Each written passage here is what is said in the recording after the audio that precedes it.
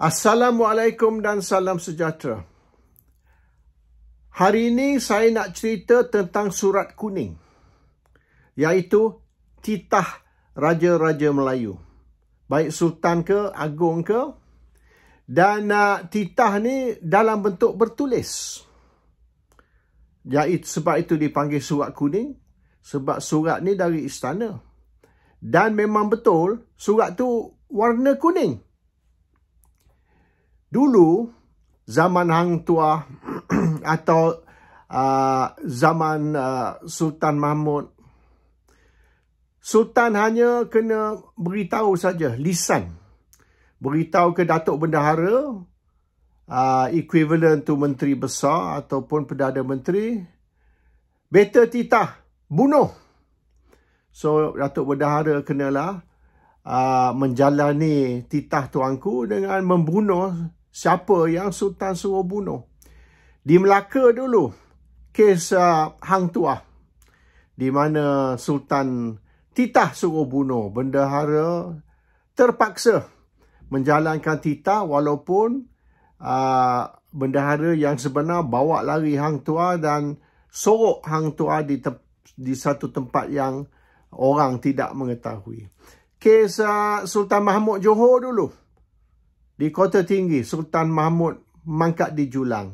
Juga samalah, Sultan keluar titah, dan orang perlu ataupun bendahara perlu menjalankan titah. Tak boleh nak langgar titah atau menafi titah tuanku. Itu zaman dulu. Dan ramai orang mungkin sudah tengok filem Melayu tentang isu ini. Tapi semenjak tubuhnya Persekutuan Tanah Melayu tahun 48 dan merdeka tahun 57, di mana Malaysia bertukar dari absolute monarki mutlak, kepada constitutional monarki, iaitu raja berperlembagaan, maka tuanku tidak lagi ada kuasa mutlak untuk keluar titah untuk orang ni dibunuh ke, orang tu dibunuh ke, ataupun keluar titah yang tuanku, titah kita cerai bini kita sebab bini kita lawa, tuanku nak guna. Itu semua sudah tak boleh dah. Semenjak tahun 48 penubuhan Persekutuan Tanah Melayu, dan semenjak 57 apabila Malaysia merdeka ataupun Persekutuan Tanah Melayu merdeka, dan tubuhnya satu negara raja berperlembagaan, constitutional monarchy, dan Westminster System of Parliament, satu negara berparlimen. Sama contohlah kalau kita ikut England sini, constitutional monarchy, Westminster System of Parliament. Same system, Malaysia pun. So, isu dia, apa yang tuanku boleh titah dan apa yang tuanku tidak boleh titah. Dia ada 3 perkara di dalam perlembagaan. Saya dah cerita banyak kali, tak payah saya ulang lah. Selain dari 3 perkara yang di dalam perlembagaan Malaysia, yang lain, the Agung ataupun the Sultan shall act on the advice of the Prime Minister. So bermaknanya, selain dari 3 perkara ni yang menjadi kuasa agung, kuasa mutlak agung ataupun budi bicara agung, yang lain tu agung tak boleh guna budi bicara. Tidak ada kuasa mutlak bagi agung untuk membuat sesuatu. And agung perlu ikut nasihat Perdana Menteri. The Agung shall take the advice of the Prime Minister. Shall. Maknanya ditafsir shall tu sebagai wajib. Perlu. And yang lain tu bolehlah. Perdana Menteri boleh sembah ke Sultan ataupun sekira berlaku selepas pilihan raya, parti yang terbesar, parti yang menang jumlah kerusi parlimen yang terbanyak, boleh menghadap agung dan sembah kepada tuanku, inilah keputusan pilihan raya, dan memohon untuk misalan bentuk kerajaan sebagai contoh, dan agung ataupun raja-raja Melayu perlu ikut nasihat. Ini bukan budi bicara. Ini bukan kuasa mutlak Agong. There's only 3 things Agong can use his own discretion. Budi bicara. And other than those 3 things, Agong tak boleh guna discretion. Agong kena ikut nasihat. This is very important. So, isu yang terbaru ni, setahun dulu ni, penyokong-penyokong kerajaan ni masih bangkitkan isu tu sampai hari ni. Dan apa yang mereka cakap tu yang sebenar salah. Tak betul. Dan sekira apa yang mereka cakap tu betul, iaitu, ini apa yang mereka cakap ya. Kerajaan sekarang ialah kerajaan Agong. Kerajaan sekarang ialah kerajaan perpaduan. Dan kerajaan ini dibentuk atas titah Agong. This is very misleading. Very, very misleading. Kerajaan ini ialah kerajaan Agong. Kerajaan ini dibentuk dengan titah Agong. So, kerajaan yang ada sekarang ni is the Agong's government. Maknanya, ya, apa yang mereka beritahu kita, kerajaan yang kita ada sekarang ni bukan pilihan pengundi. This is not the voters' choice. This is the Agong's choice. So, dia beritahu kita, jangan kisahlah siapa menang, siapa kalah pilihan raya. Siapa yang dapat jumlah kerusi yang terbanyak. That one tak mustahak, not important. Yang penting ni, kerajaan sekarang dibentuk atas titah Agong. Dan kerajaan ni ialah kerajaan Agong. Kerajaan ni bukan kerajaan pengundi.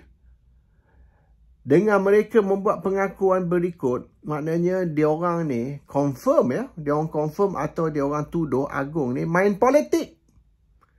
Bahawasanya Agong terlibat dalam politik. Dan oleh kerana Agong lah, kerajaan ini terbentuk dan tak kena-mengena dengan pengundi. Walaupun pengundi mungkin pilih kerajaan lain, tapi Agong tidak ambil kira hasrat pengundi atau kehendak pengundi. Agong buat keputusan dia sendiri dan melantik satu Perdana Menteri dan membentuk satu kerajaan ikut selera atau nafsu Agong. Now, pengakuan tu membuka Agong kepada kritikan. Has opened the Agong to criticism. Sebab perlembagaan tidak benar Agong terlibat dalam politik. Tapi orang Pakatan Harapan dan Barisan Nasional mengaku yang Agong lah yang membentuk kerajaan ni, maknanya Agong telah main politik. Ini sebab jumlah kerusi parlimen yang diperolehi oleh Muhyiddin Yassin cukup untuk bentuk kerajaan 1-3. Muhyiddin boleh bentuk kerajaan dengan cukup kerusi parlimen. Dan ini termasuklah kerusi parlimen dari beberapa belas ahli parlimen UMNO. Tapi Zahid Hamidi, Presiden UMNO, telah menghadap Agong dan telah bohong. Zahid Hamidi telah tipu Agong. Dan bagaimana Agong mudah tertipu, itu saya tak faham. Ataupun ada ke Agong ni betul-betul tertipu? Atau Agong hanya tutup mata, tutup telinga, pura-pura tertipu? Sebab sekarang ni, dengan 30 kerusi Barisan Nasional dipindah ke Anwar Ibrahim ataupun Pakatan Harapan, maka Anwar yang dapat 112 kerusi tadi. So, Anwar yang memperolehi majoriti. Padahal 30 kerusi parlimen Barisan Nasional bukan semua sokong Anwar, separuh, hanya separuh. Tapi dengan gambaran diberi, keseluruhan 30 kerusi parlimen barisan tu berpihak kepada Anwar, maka nampak macam Anwar ni yang mempunyai majoriti, padahal Anwar tak memperoleh tak mempunyai 30 kerusi, hanya separuh. So benda ni dia silap mata atau wayang dia main Excuse me. Maka gambaran diberi yang Anwar dapat majoriti. Bukan Muhyiddin. Which is bohong lah. Tak betul. Tapi yang lebih penting, yang dia orang duk cakap ni, bahawasanya kerajaan ni lah kerajaan agung. Kerajaan ni dibentuk melalui titah agung. That's not true. Sebab agung tidak keluar titah. Confirm 100% agung tidak titah untuk kerajaan ini dibentuk. Yang dipanggil kerajaan perpaduan konon. Now, titah ni bukan saja maknanya main telefon ke ataupun kita berbual dalam coffee house ke. No. Titah ni maksud surat kuning. Kena ada surat kuning. Apabila surat kuning keluar dari istana, baik istana negeri ataupun istana negara, apabila surat kuning keluar dari istana, maka itu boleh ditafsir sebagai titah. That can be interpreted, that can be considered as decree. Royal decree. Royal decree itu titah. Dan royal decree ni kena melalui surat kuning. There must be a yellow letter, official letter, royal decree. Decree ni kena tertulis. Tapi agung tidak isu surat kuning. Agung tidak titah. So yang dia orang duk tipu kita ni, duk tipu rakyat Malaysia ni, kata ini titah agung. Kerajaan ni kerajaan agung. Kerajaan ni dibentuk oleh kerana titah agung. It's not true. Tidak ada titah. There was no royal decree. There was no titah. Tidak ada surat kuning bahawasanya satu kerajaan yang dipanggil kerajaan perpaduan perlu dibentuk dan Barisan Nasional 30 ahli parlimen diwajibkan menyokong Anwar. Compulsory 30 MPs from Barisan menyokong Anwar. Dan juga Sabah dan Sarawak kena join sekali untuk menyokong Anwar. Ini dikatakan titah agung surat kuning dari Istana Negara. No. There was no surat kuning. Saya bagi satu contoh. 35 tahun dulu. Ya.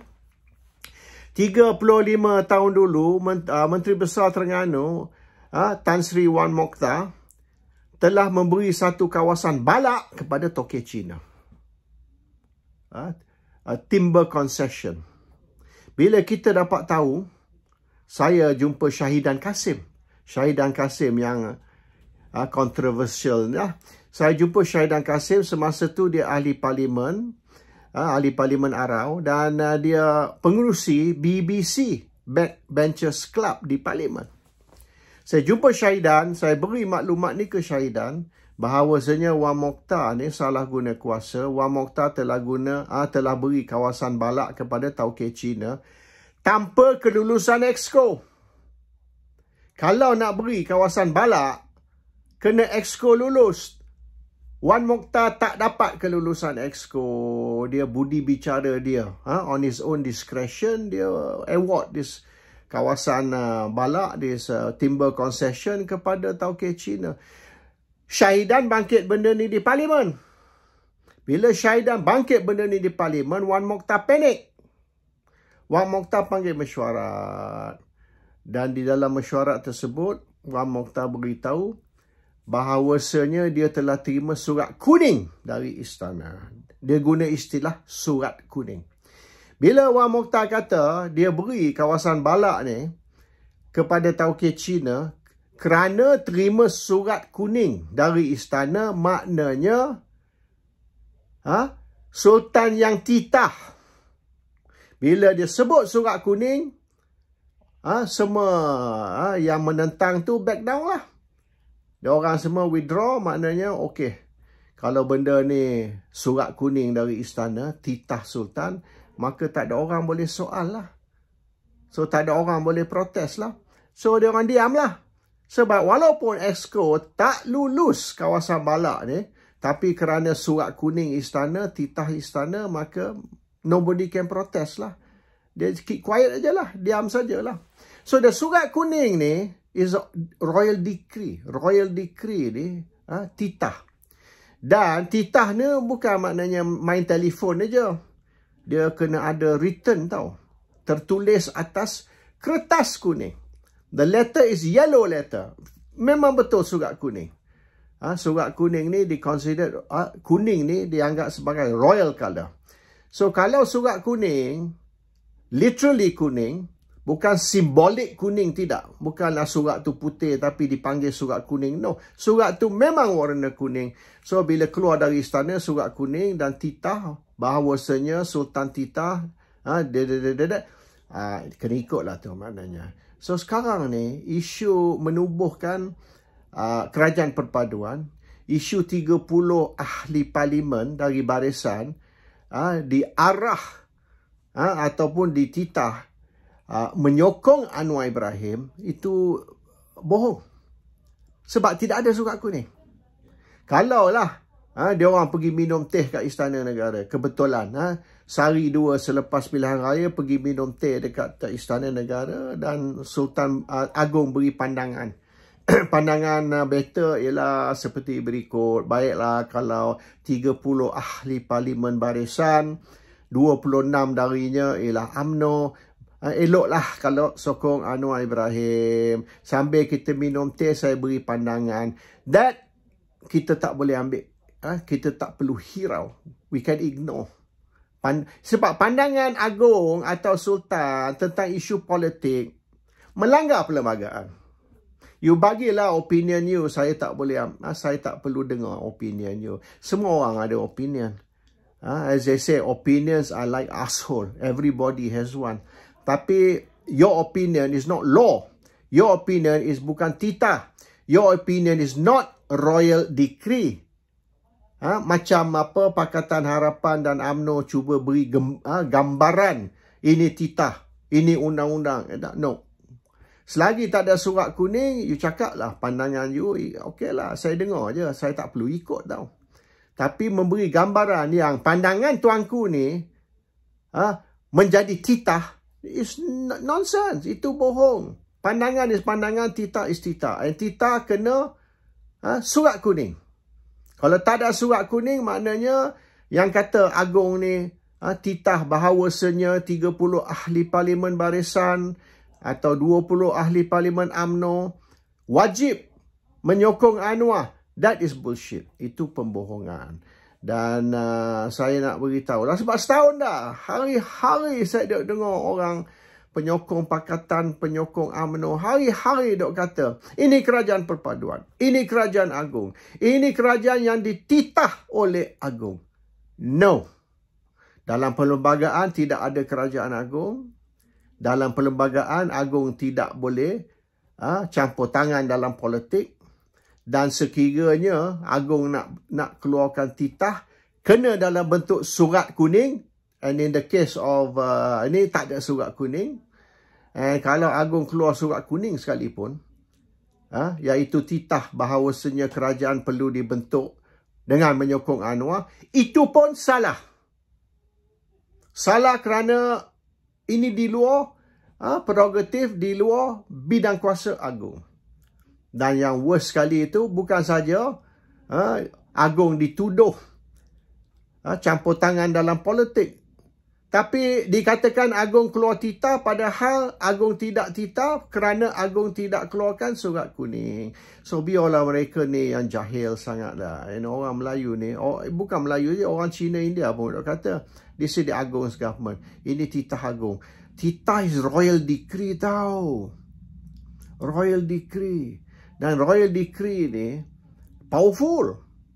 Very, very powerful. Dan royal decree ni kena dalam bentuk tertulis, dalam bentuk kertas kuning.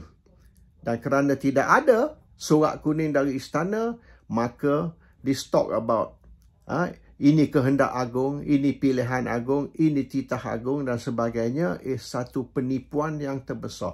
This is the biggest fraud of the century. The biggest fraud of the century yang Pakatan Harapan dan UMNO ni telah menimbulkan dan telah menipu seluruh rakyat Malaysia. dan orang rakyat Malaysia ni are being taken for a ride. Assalamualaikum. Salam sejahtera.